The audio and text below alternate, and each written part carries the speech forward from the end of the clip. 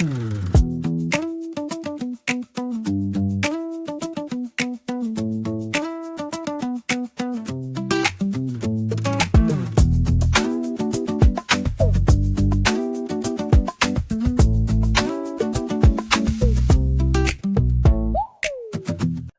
Miyadoku better not be brought up because nobody cares We don't about. have to talk about Miyadoku. But I really think that people would appreciate some tips and tricks on Monopoly Go. I don't think they would. Okay. Well. Anyway, welcome back, Smoke Show. What are you doing back here so soon? I know, so soon. What's new? Kind of, you want to give people a little bit of update in what's going on in the Carlson household? Oh, yeah. So we've had a lot happen over the last, 3 weeks maybe since I was last on the pod. And it sounds weird because it's like I live here and I'm the one who cleans the podcast studio. So, like, it's not like I'm away. Like, oh, since last time I saw you. You know? Well, we've done a couple of updates. Well, not Yeah. really updates. We're trying out some new things, new cameras, Yeah. and it looks like an absolute mess right now. But overall, we got new curtains to kind of try and block some of the excess light out. So Yes. hopefully that'll kind of help improve on some overall, camera quality, everything. Yeah, it's been really, really hot, and we have these like massive. I would argue and say our entryway is like 30 feet high, and we have these two massive windows, and the windows just beat the sun. The sun just heats up this house and this whole area, so we had to get like 156-inch curtains, and that doesn't even cover the windows completely. But, so hopefully that will help with some of the heat. But yeah, no, we've had a lot of life updates. Yeah, we have. We lost Tula, unfortunately. Yeah. Tula, I got Tula when I was pretty new into the military. Yeah. I got her in January or February of 2011. So she was Yeah. 16, nearly 16 years old, and man, her loss was pretty hard on us and stuff. But Yeah, I didn't think I was going to be as upset as I was, but she was such an important piece to our family because she was just there. She was a little bit of I can't really say world traveler, but she's been with you in multiple states. Well, she was. Yeah. She's traveled into more states than probably most people in their lives. She was born in Georgia, and then we moved down to Texas. I moved to Arizona with her. I moved to California with her. I moved back to Texas with her. She's visited Florida a couple times. North Carolina. Yeah, she's been so that was really hard, and I think for us, I truly think that we held on a little bit longer than we should have because we didn't want to deal with the emotional loss. Probably. And a part of me kind of feels guilty because right there towards the end,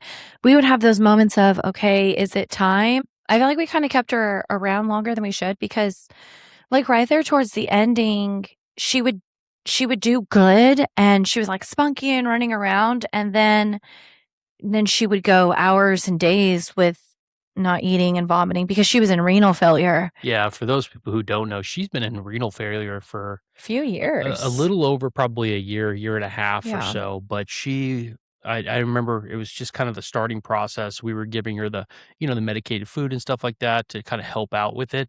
I feel like I don't know how much it changed, but it pretty rapidly she started declining. So yeah, I kind of felt like, I mean, I know we should have kept up with the renal failure food, but I just felt like that was just kind of stringing her along. And so I wanted to make sure her meals were a little bit more special. So we started getting the expensive stuff and she really enjoyed it, but it was really hard. I think the kids, Adeline especially, took it very, very difficult. Grayson was just like, okay, like it's time, but he's kind of a guy. So obviously he's older. I know he knew what was going on, but he wasn't as emotional as I thought he would be. Yeah, Tula was my first ever dog that was kind of my dog. And I mean, people always feel it's a whole lot of attraction for their own dog, right? They care a lot about them. Sometimes people don't necessarily care so much about other people's dog, but it's like Tula was 16 and people who did know her, like they all really reached out and that was nice. But man, 16 years old, like that's like having having somebody who's about to like a child turn to the age where they're starting to drive, Yeah. and that's she's old. She was an old dog, but she was a good dog too. Yeah, I remember the next morning I was on the phone with your mom, and your parents have been so incredible during this process because they just recently lost Ted. And so Right. they've just been so comforting and kind during this whole thing, just really gentle and whatnot. But I remember being on the phone with your mom the next morning. She called just to check in, and I was like, I'm okay. Like I thought I was okay, whatever. And then I bent down to pick up her dog bowl and I lost it. And I was Mhm. like, I can't even wash it. So it makes me kind of want to cry now because like she was such a good dog. And I mean, one of my do you care to hear one of my favorite Tula Yeah, I stories? wanna. Yeah, for sure. So we used to live, I think you know what the story is. We used to live up in North Rockwall a few years ago, and we had this mouse in the house. I don't know how it got in. We used to get rabbits in the house. Well, the cat would drag the damn rabbits Yeah, the in. cat was definitely taking the rabbits in, but I would say that the mice were likely coming from the neighbor's house because Yes, they were kind of hoarder they were people afterwards, nasty, but nasty. So yeah, I would assume they were probably coming in from the neighbor's mhm. house or just field mice. Who knows? And so we had this mouse, and he was hanging out behind the refrigerator. And we could not catch this damn thing. He was a smart mouse. And I said, "You know what?" And the kids were toddlers. And so I took boxes and I tore up the boxes and I taped the boxes down so it kind of made like a wall. Mhm. So I would tape both sides and I made this path straight out the door. And I said, if anyone's going to be able to get this mouse, it's going to be Tula. God, Tula. And Tula got in there and chased this mouse out. We never saw that mouse again, but she would tear up a mouse. Right, She would tear up the she mouse. was I mean, she was a rat dog. She was a Yeah. Jack Russell Terrier, rat terrier, whatever the heck she was. I thought she was a full Jack Russell, but everybody else says that she wasn't. Um, but she had no fear for those things. She would Yeah. go after 'em. Holly right now would never irk her keep Yeah. the way that Holly. Tula has. But I also during that time, because we kept getting mice and rats in the house, and our Yeah. house was clean. But I remember when she finally got that one from behind the couch, she had killed it, taken it outside because we had been fighting to try and catch that thing Yeah. for months, or maybe not months, but a couple of weeks. And I was like, "Oh, thank God." I was so relieved. And I reached into the pantry or into the clothes hamper, start putting out laundry, and this mouse jumps up and hit me in the chest Oh and no. about gave me a heart attack. And I was like, "Ah!" Closed the door and I got Tula. I threw Tula in there and she ended up chasing down and killing that other rat too. I said, "Oh God, I love this dog so much." Yeah, but Yeah. Well, it was just really sad. It's been quiet around the house because she had sundowners or something, and she would never let us click or clip her nails, so you would just hear her click click click all day and all night. And then yeah. it got to be so bad that I would have to put her in the kennel to like calm her down. So she would have to sit 1 or 2 hours at a time in the kennel just so I can get things done around the house because she would follow me. Mhm. And, I would have, baskets of laundry or, we're still trying to settle in the house and I would trip over her. And I felt so bad because like 2 days before we made the decision to let her go, I kicked her in the face and I felt so bad, but it was a complete mistake. Oh, stop. It was a complete mistake, but, I felt so bad and she just was like dazed. Yeah, she never heard you coming because she was She completely deaf, was so deaf and blind and it was really tough. But yeah, so that's a big update. Some of our friends got married, so yeah. the wedding madness is behind us and we're getting ready to go on vacation here and then when we get back, your Yeah. mom and dad are coming into town with our niece and nephew. Very Yeah, excited you've about that. always been the vacation planner because half the time I don't even know where we're going. In fact, I know we're going to Florida. We're gonna go to the beach.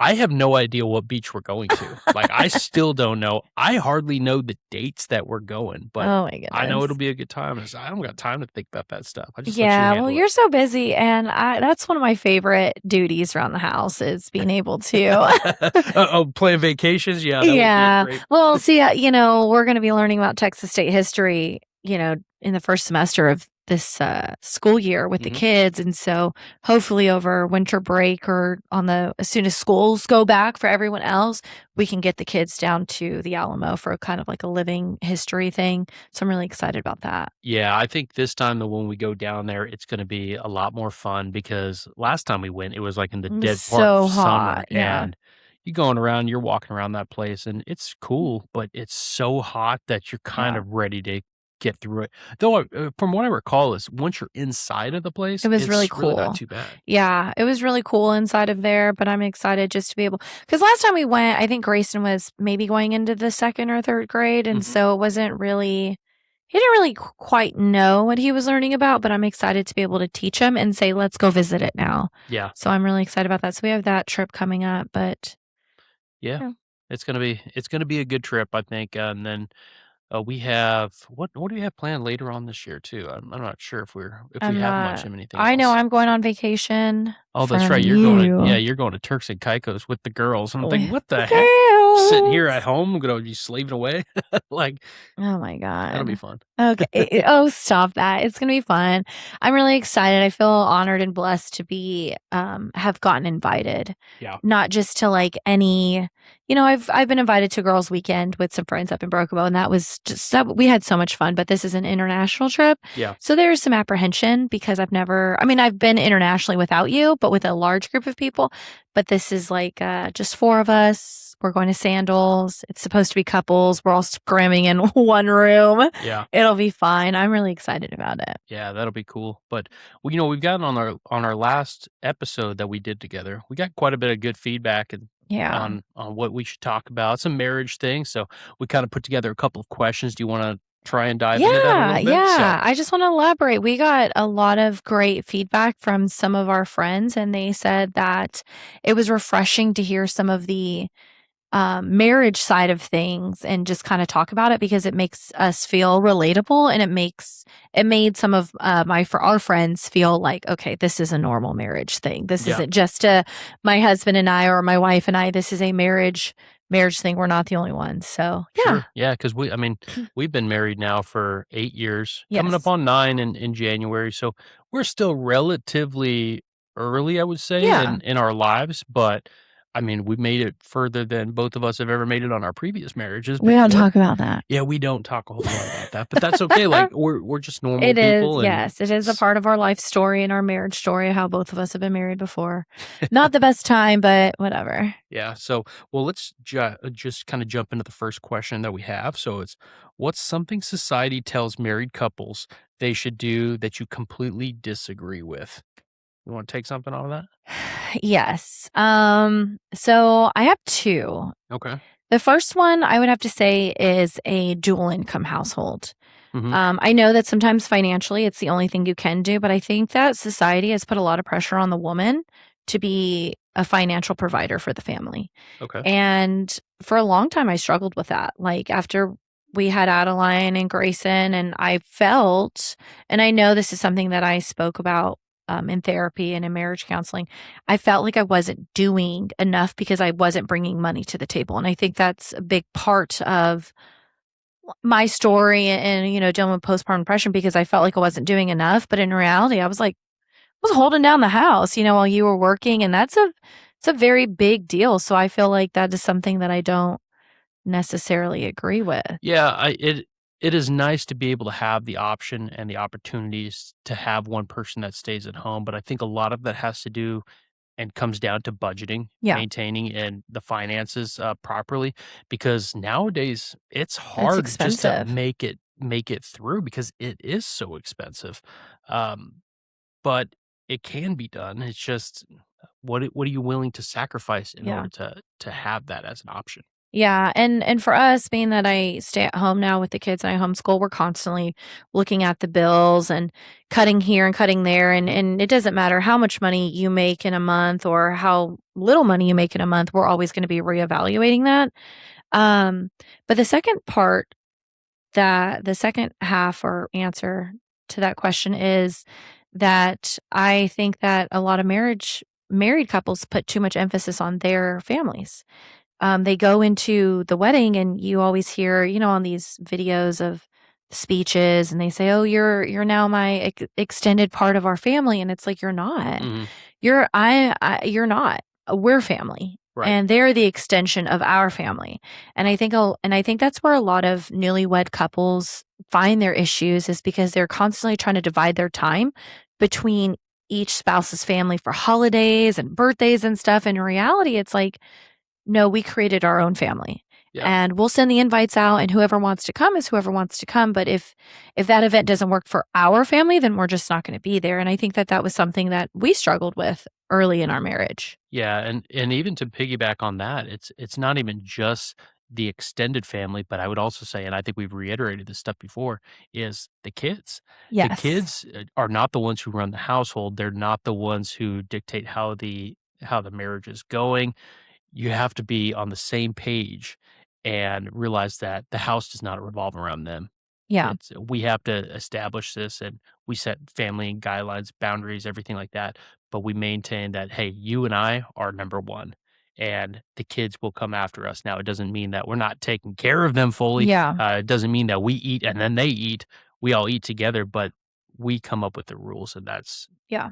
putting it And forward. I think that's a challenging thing when you throw kids into the mix. Mhm, And, you and I never went without kids. mhm. We've always had Grayson, and then we had Adeline shortly after. And so I don't think we know a life without the kids. So we're kind of blessed without having to learn that transition piece of just being married to now a whole child because we've always had Grayson. So, to that, I can't relate. I know to you it was may have been a challenge. And I'm sure it was a challenge going from dating to now a whole child. Right. Well, I was a little bit older when we got married and stuff, but I feel like people who and they're young and they're in their early 20s, excuse me, when they're in their early 20s and they are newlywed, don't rush into kids. I Yeah. think kids are a great thing and you have all the time in the world to do that.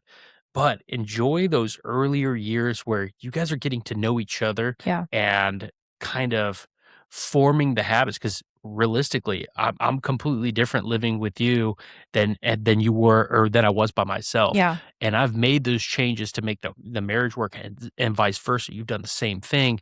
So I feel like without throwing kids into the mix, it's a little bit easier to kind of navigate those things, but also to see, who's kind of got what it takes Yeah. to make it work and to make the sacrifices and changes because not everybody's willing to do that. Yeah. I'd have to agree with that because there comes a point in time where and I think every marriage faces this idea of, is this something we're going to continue to pursue, Hmm. right? And if you can step back and look at the picture as a whole and say, well, we have this family, we have these kids, let's continue to fight for it. Not necessarily staying for the kids, but staying to fight for the marriage because you have created something Hmm. beautiful. I think that kids just throw a complete dynamic into, and then you start dealing with like schooling and friends, Right. and now you have to, kids just don't see what we see. Right. And, currently kind of going on in our household, I don't want to go too much into detail about it because I do feel like it's a little bit of a private thing, but there's some really inappropriate shows on Netflix Oh and yeah. Hulu and Prime Video, and I mean by no means is it X-rated, but they're cartoons that are disguised as LGBTQIA plus or whatever it is, and gender dysphoria and all this stuff, and it's disguised as a kids show, and one of our children have watched that, and I panicked. I was like, we got to get them into Yeah. therapy, and if it wasn't for you, thankfully we've had these conversations before of, when this happens, what are we going to do? Because never in my wildest dreams did I think it would happen to us. Well, I think we're not perfect parents, right? We try our absolute best. We do what we think is best for our kids, but we're not perfect parents. And sometimes I think what these kids are doing is we're allowing them to just go upstairs, they hang out up there. They have TVs in their rooms. They're a little bit unsupervised, and if they're unsupervised for too long, Yeah, their minds start to wander. They start finding stuff, and now the next thing you know, they're watching stuff that they probably know they shouldn't be watching, even if this isn't, let's say, in that scenario. But they probably are watching things they shouldn't be watching, and without the direct supervision of it, yeah, it's, it's gonna cause them to start questioning different things, yeah, and I think that it's important just to have a close-knit family, one that can talk about these kinds of things, like, let's say with talking with Grayson or talking with Adeline about it, that they feel comfortable enough to ask us some of these questions, but for us to also get ahead of it and be like, "Hey, this is right and this is wrong. We should not be watching this. We don't Yeah. want you watching this." And we can kind of stop it right there, but it's just about watching them Yeah, a little bit monitoring closer. them. Yeah. Yeah, so yeah, like I said, kids throw definitely they throw a dynamic into the marriage, and Mm. you have to be on the same page. Like we have some friends, and I'm not gonna name names because that's not cool, but I just, they both are different politically, spiritually, almost everything is different, and I love that they can make it work, and I think that is incredible. Right. I think it's incredible because that is how society should work. We should be able to function and be okay knowing that we all think differently, but sometimes I'm like, "Okay, let's, uh let's see how it goes when, when your children start," because they have kids, and let's see how it goes when the kids start getting into some of that stuff. Then how are we going to navigate that? And, of course, we talk to them and,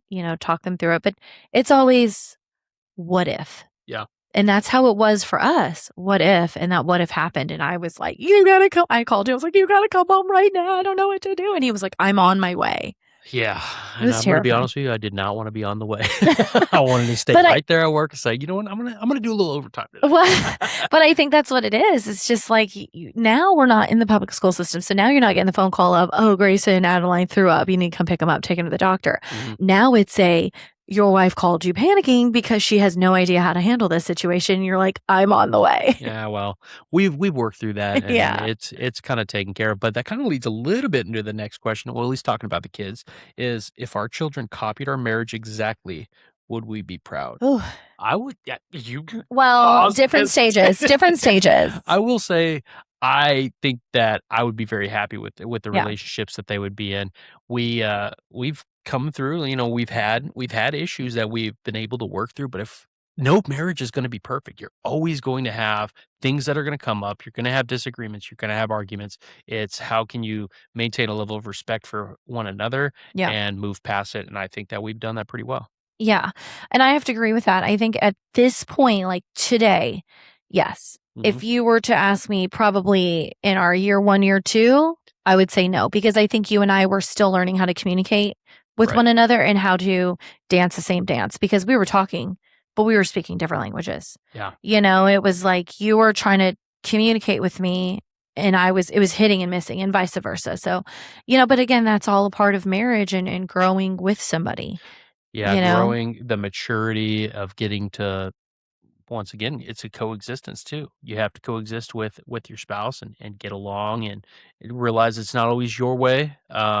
Even if you think it's right, even if Yeah. you think you're right, you're likely you're not always going to be right in your spouse's eyes, but you can work through those kinds of things. And I think that's when you know the Yeah, magic really happens in marriage. I think if they were married and that's all about what we're doing right now is we're trying to teach them how to communicate with one another. Like Sure. they'll come downstairs and they'll try to tattle and I'm like, "Well, hang on. What have you done?" And Adeline's crying, "Well, he did this." Blah, blah. And I'm like, "Well, what did you do? Because surely your brother didn't just come up to you and snatch a crayon out of your mark out of your hand or whatever it may be." And Yeah. well, he was coloring first, and I wanted that marker, and I took it. Okay, well, see, now there's the whole picture, because I can't get mad at him if you kinda instigated it. Right. Was his reaction appropriate? No, it was not. So now I have to have a whole conversation with the both of them about appropriate versus inappropriate reactions. Hmm. But I think that that's a part of parenting is we're learning as we grow in our marriage and we get to teach as well. And then we also have to model that.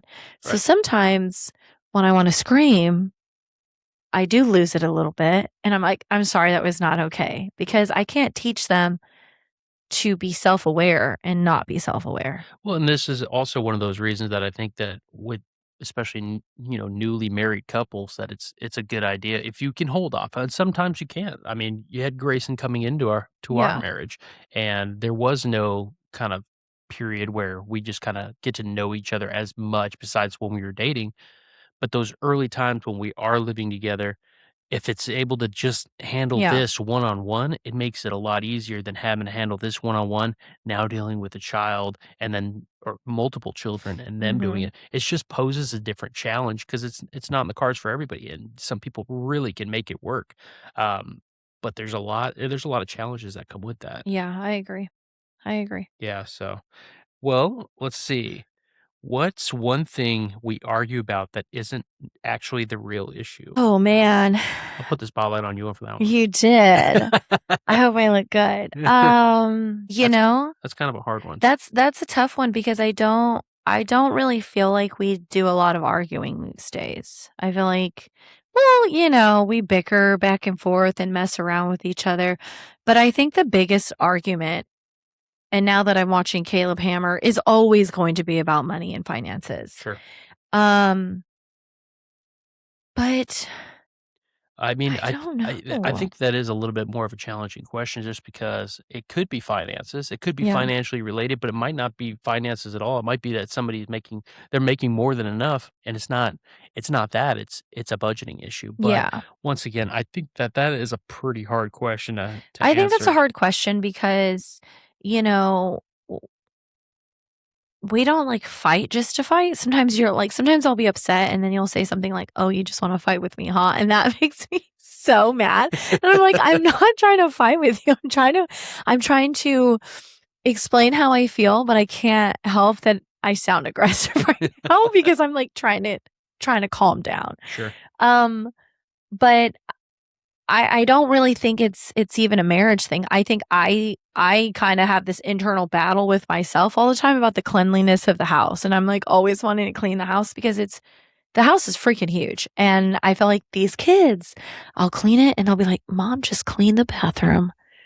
Let's go take a shit." You know what I'm saying? "Let's go clog the toilet." Yeah, you ever Like, picked a dog shit outside? A second you do it, the dogs walk out there and take yes. a big dump. That's basically the household Yeah, all all the over the place. time, and so I used to pride myself on having like, when we lived in California, the house was always clean.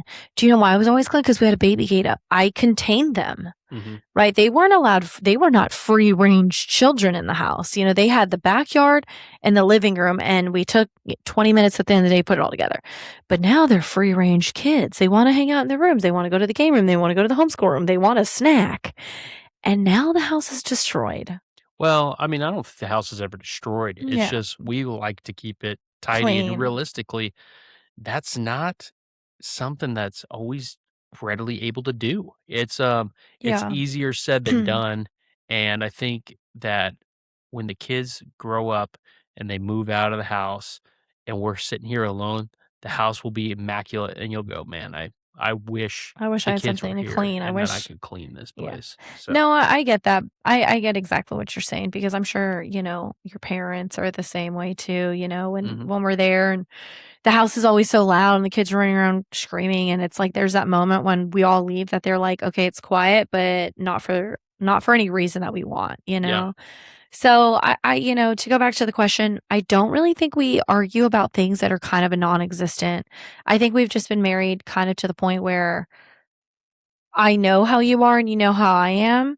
And so arguing over something like not putting your dirty laundry in the laundry basket is such a nothing deal because Adeline does the same thing and she likes to shower in our shower Mhm. all the time. And I go in there and her dirty clothes are everywhere. And so I pick up hers, I pick up yours, and I pick up whoever's. And it's not that big of a deal anymore because I feel like we've accepted who we are, each other, our mannerisms and our habits, and it's just not worth the argument Yeah. because it takes me 5 seconds to pick it up. It's not Right. that big of a deal. Right. Alright, let's think the last question. What habit could save the average marriage if everyone practiced it?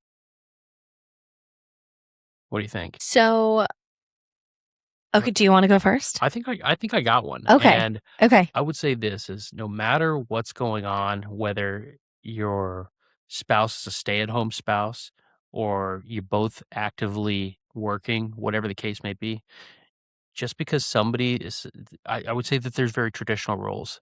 Men usually are the ones who go out and are working, the women are staying home, caring for the kids, taking care of the house.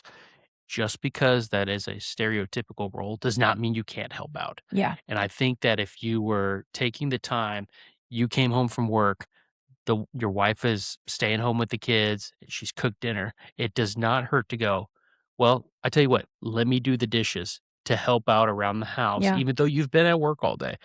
Doing small things to help around the house, I think will save a lot of fights and help a lot of marriages. Yeah, I think that too. Now that I'm a stay-at-home mom and I homeschool the kids, I'm realizing that it's almost harder to be a stay-at-home mom than to send the kids away to school because now things are just dirty and there's a lot of questions and there's a lot of food and there's a lot Mhm. of cooking and cleaning and now you got to keep them entertained, you Right. know? And so I think that it's the little things that you do where I told you not too long ago, I was like, I'm feeling overwhelmed. I literally wake up and I'm like, I gotta cook breakfast, lunch, and dinner over and over and over until I die. Like I'm overwhelmed doing that. And you're like, Yeah. well, let's sit down, let's do the grocery list together. I'll tell you some meals I want to cook this week and let's get the groceries for that. And that was literally the best thing ever because it just takes so much weight off of my shoulders to not Mhm. have to think about dinner or to cook lunch. Right. Well, when I first moved to Bakersfield, I mean, obviously, I was single. I had gone through the divorce, everything.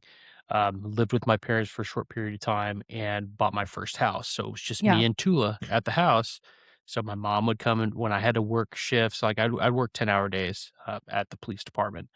So on my 10-hour days, my mom would come pick up Tula and take her home because they lived 7 minutes up the road. So it was Yeah. very close by. That way, Tula wasn't at home for 10 hours by herself, but the house was always spotless. And it's because, one, I didn't create much of a mess, but then even I'll admit it, my mom would come and clean up a little bit too. So it And your Aunt definitely was, Donna. yeah, my Aunt And your Donna Aunt would come and Donna. help. And if I'd go to dinner, like we'd usually go out to dinner together. I'd go to my parents' house or I'd just cook a small meal for myself. Like it was really easy. And then when you and Grayson moved in, then the changes happened. And it was like, okay, we had a bunch of his stuff around and you'd be there all the time and you'd be cleaning and cooking and doing all this stuff, but you were working too. Yeah. And once we got married, I was still working all these hours. You were staying home. And then it was like, I felt like I didn't do anything to really help around the house, and we got into several arguments Yeah. basically of me you're like I'm thinking, "I've been at work all day, like, I shouldn't have to do this. You're Yeah. stay at home, you're with the kids." I think you were pregnant with Adeline at the time or even probably Yeah. afterwards, and I realized, like, "Oh," and then I'd stay home with the kids and realize, I'd rather be at work. This is too much." So I can understand Yeah. why you need help at home. Yeah, it gets tough, it gets tough, and I remember Grayson, if anyone meets him now, you would never believe that he didn't talk for many years, like, Mhm. he would have sounds, but he couldn't formulate words, I don't and think he really formulated many words until maybe he was like 5 or yeah, 6. Well, and no, he's 10 now, so probably 5. yeah, and so I used to joke that all we ever did was play this messed up game of charades with him because 'cause we're like, Mhm. show me what you want," and he would go and point and do all this stuff, and we're like, "Pizza? Hot dog? Like, what? Juice?" And, that was and he would throw a fit because we couldn't communicate. We were crying, I was frustrated, and so having him, not being able to communicate and then having Adeline as a newborn not being able to communicate threw such a level of stress Mhm. into my life, and then, we had early intervention with him. And then, Adeline, we were trying to figure out her acid reflux, because we're in the hospital. Right. Seemed all the time because she would do these like loud gasps of air. And it was a really challenging time in our lives. And I think that you hit the nail on the head with the helping Yeah. because I do remember those arguments. And I'm like, you would come home after working a 10-hour shift or a 12-hour shift for overtime, and I'm like, "Can you please just take me to Walmart? Can Mhm. we go get a piece of pizza at Sam's Club?" And you would be like, "No, like, I'm tired." I'm like, "I just need to get outside and see somebody doing life. Like, I need to see somebody pushing a shopping cart. Like, let me go get a shitty piece of pizza at Sam's Club and just enjoy myself," Yeah. because I lived for that. Like, that was a really challenging time, and I think that that you recognize that after years? I mean, I can't really say I wouldn't say years. I wouldn't well, say actually, probably, years. yeah, probably close to it took probably 2 years. I don't think it was and it's not like I didn't help out during that time, Yeah. but, like, we had the frustrations, and once we moved out.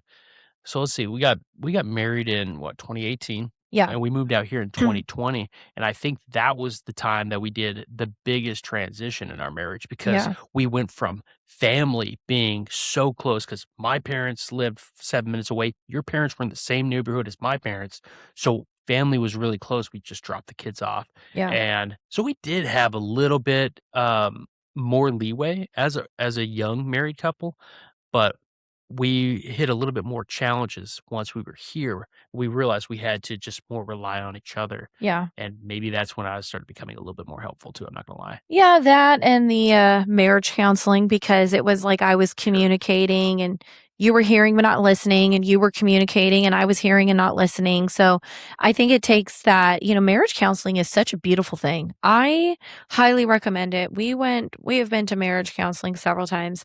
We're not in marriage counseling now, but do I think we'll have it in the future? Probably not. Well, I mean, we might be able to Maybe, go I don't back know. to even when we were going to church for it, Yeah. and we found that it was helpful. It wasn't I didn't feel like well, we started out in kind of a rockier spot during that Yeah. time, but I feel like I would go back just to maybe make things better. Who knows? Like, Yeah. because there's we don't know it all. I'm sure if anybody's watching this and you've been married for, a long period of time, even a short period of time, like, I'd like to hear some of the advice that you guys have too, because we're not always perfect.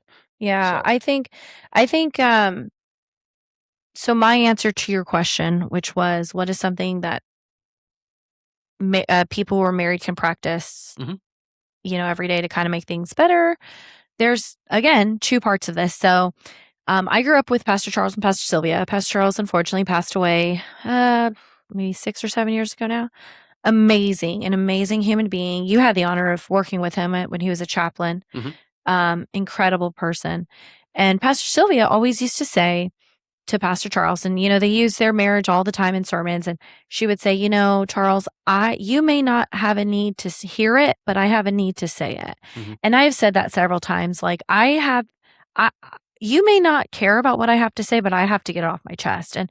And learning that and being able to preface that kind of puts your spouse on a little bit of an alert. Like, okay, Yeah. she's right or he's right. Maybe I don't want to hear it, but she needs to say it. And maybe it matters, maybe it doesn't, but I need to let them talk.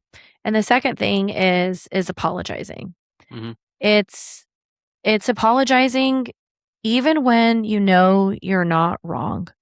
Because at the end of the day, your spouse, it's your household, it's your peace. So apologizing is a big deal. Why are you looking at me like that?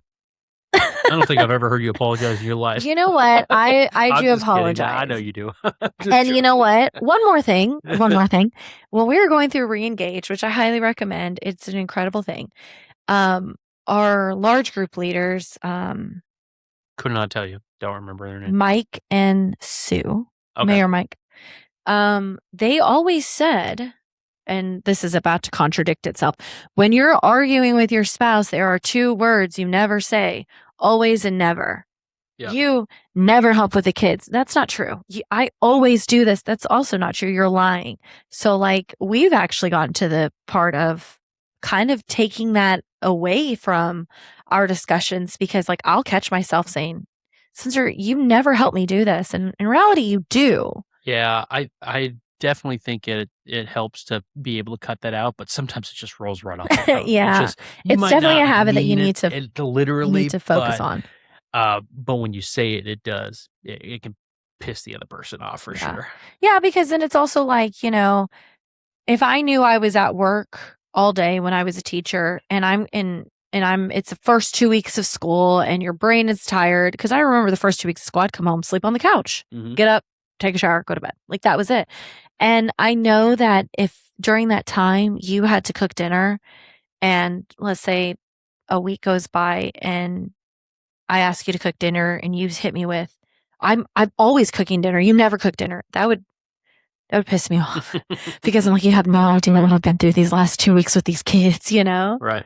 So I feel like those things really have helped us a lot in our marriage. For sure. I would say that, from the outside looking in, like our kids, I hope that they grow up with the same kind of thought process about our marriage that I have about my parents' marriage because my parents are rock solid. Like I had a great childhood growing up. I know that we had challenging times being in the military. My dad was in the Air Force for 29 years. We moved around every 4 years, so we always had each other to rely on. And that is a very difficult process. Yeah.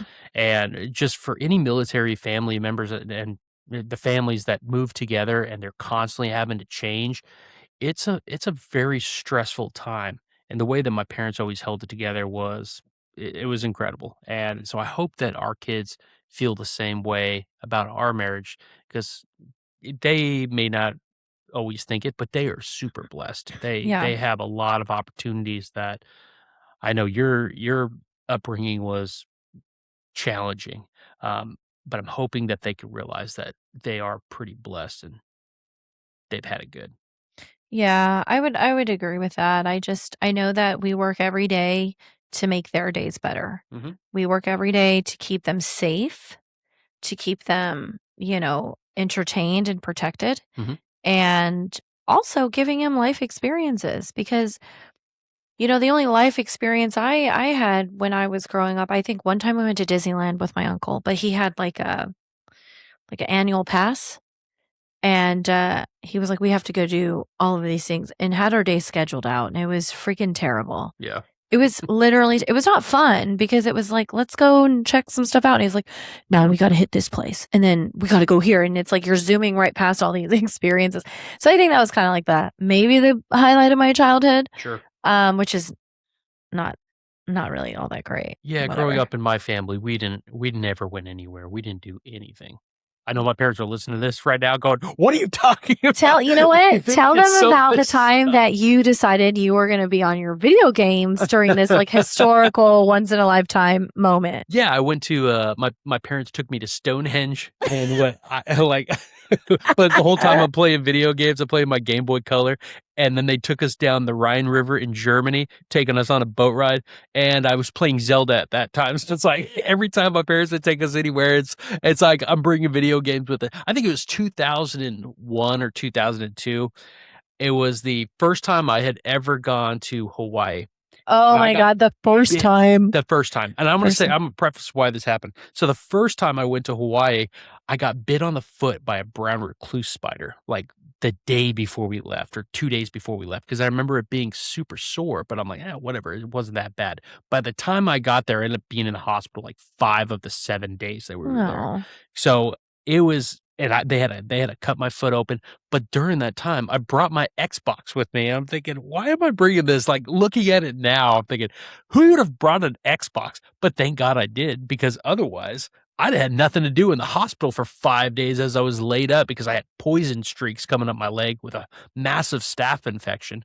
So, that was the first time that we were there. My Oh dad my had to, like gosh. they had to slice my foot open, to pack it with gauze. I wasn't able to get in. I think it was 2 days. The first 2 days, I was laid up because I couldn't even move my foot. Then they admitted me to the hospital, and I got released, and the last day I was Can you there. tell 'em the story about the girl you met? Oh, the girl I met on the bus? Heck yeah. So there was these 2 girls that I met, actually. They were both from Mexico. Okay, so preface, was this before the hospital or after? This was before the hospital, I believe, because I went to the hospital, and then they had wrapped it and gave me crutches. So I was, you know what? It might have been right as I got released. I think Okay. it was just after I got released because I was obviously feeling better enough to be able to limp my way.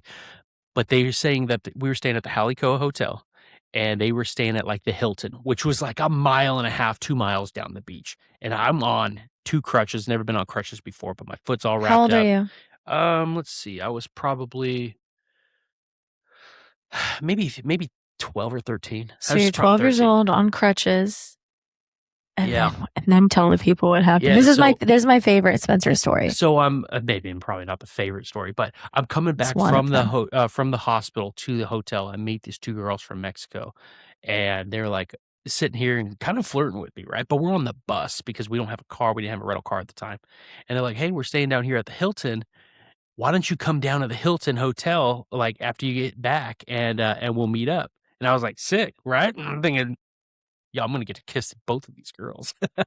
Probably not, but Oh my anyway, god. so I get back and I tell my parents and they're like, "Fine, let's go. That's fine." So we walk and I'm on crutches and I am literally hoofing it on And these your crutches parents went with in the you? sand. Yeah, my I think it was probably my mom or my dad. I don't remember which Oh, one, but that's they so I walked didn't with me. They're not so gonna just let me go I down. didn't know that they went with you, but that's so supportive, young love. Well, I think they were staying far enough back that, like, if I was gonna hang out with them, they weren't gonna, like, hang out with us, but at the same time, I'm also in Hawaii But on it's also their excuse to kinda take a walk on the beach. sure. Yeah, okay. So, I'm tracking. I'm limping all the way down there, and it takes me a while because it is in the sand that I'm going through this, and, on the crutches, get all the way down there.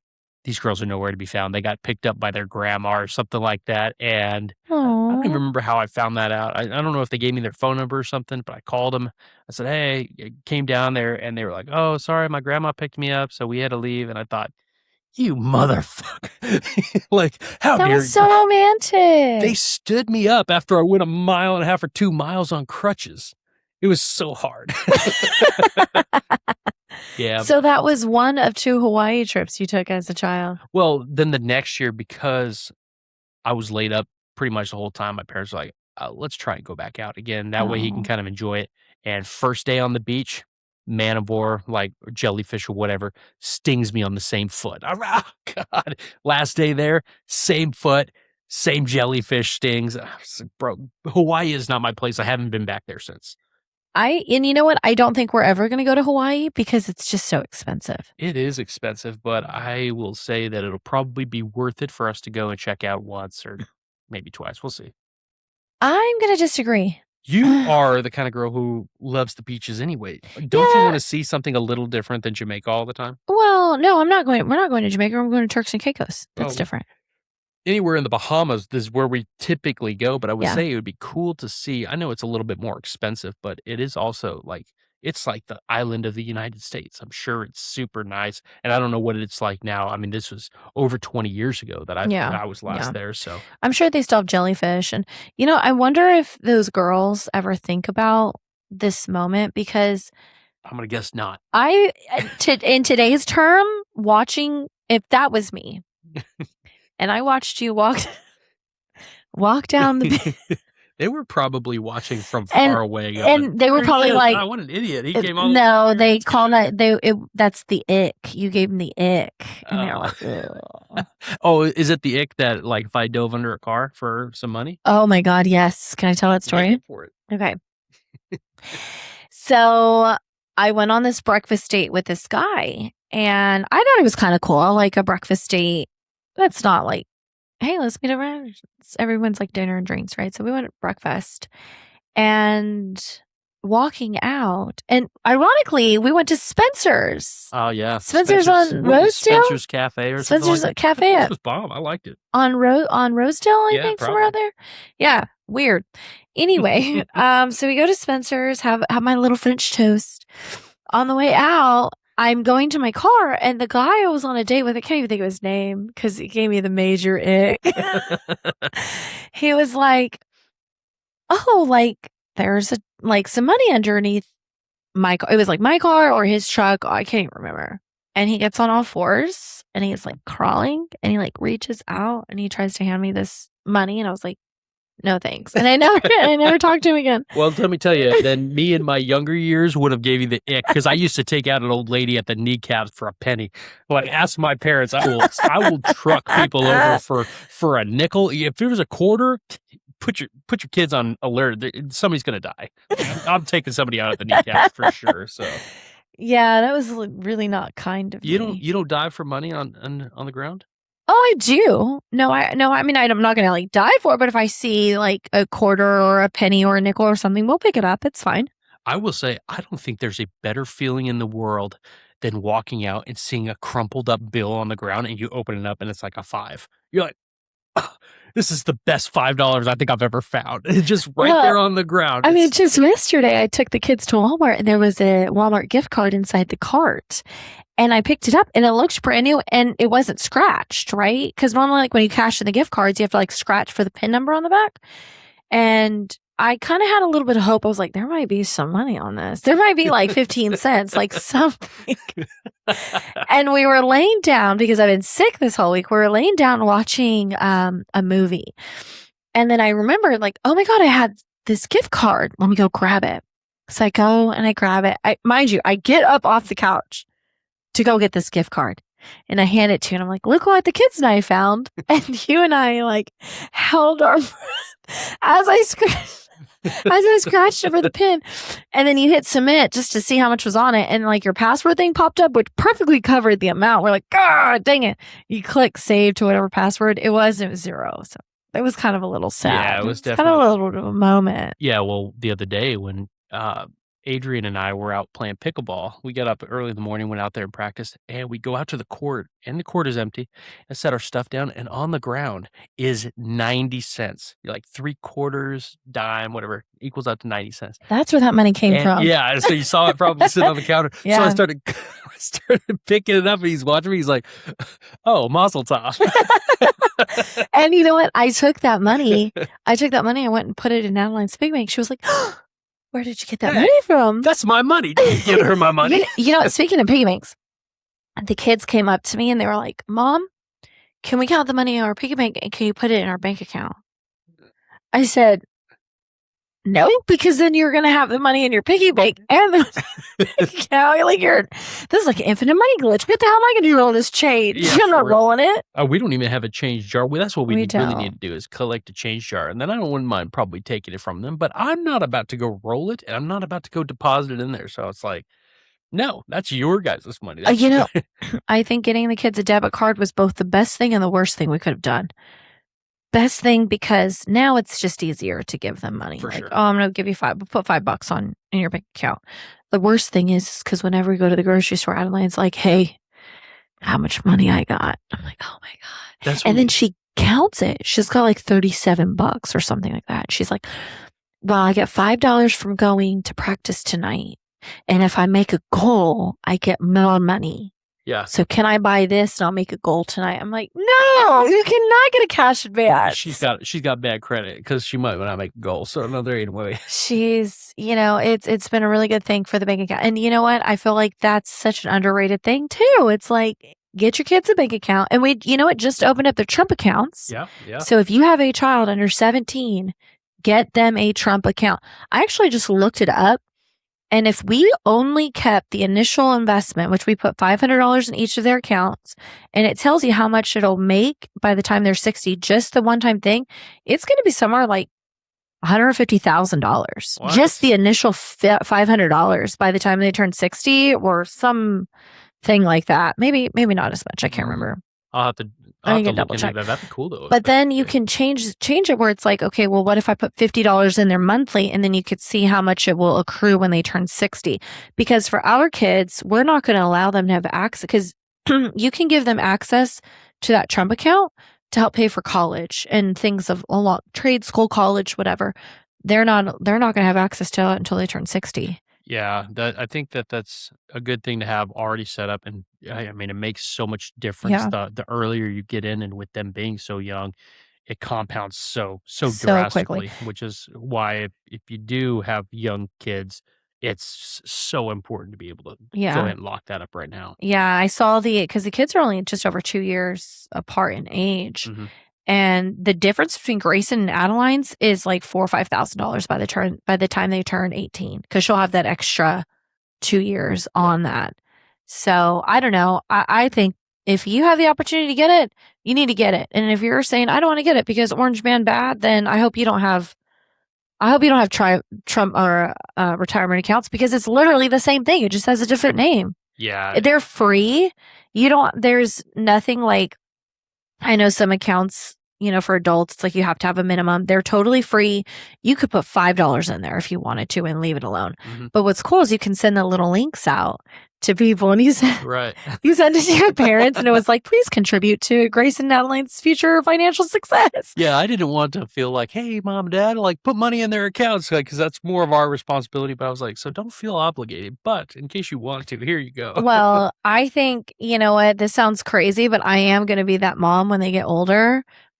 if they're gonna do birthday parties, I'm just gonna set up a QR code and say donate directly to their Trump accounts. Like, I know that sounds crazy. Yeah, ruin all of their parties. They're like, "Hey, I would No. like to have a gift, but unfortunately, it's gonna be money that goes into my Trump account." They don't care. They don't see that. They're They're not gonna gonna care when they're Oh, millionaires and for they're sure. 60. Yeah. And you know what? They can wipe their tears in therapy with the money that we gave them. Like, that's But mom and dad didn't give me anything for my birthday. they Instead, just they just put invested. money into my account to make me a millionaire when I'm retiring. That's what I'm saying. They can cry, they can wipe their tears with their money that they get, That but was probably the most annoying voice that I ever did on this thing. Anybody who's listening is probably like, "Dude, I'm gonna fast forward this part."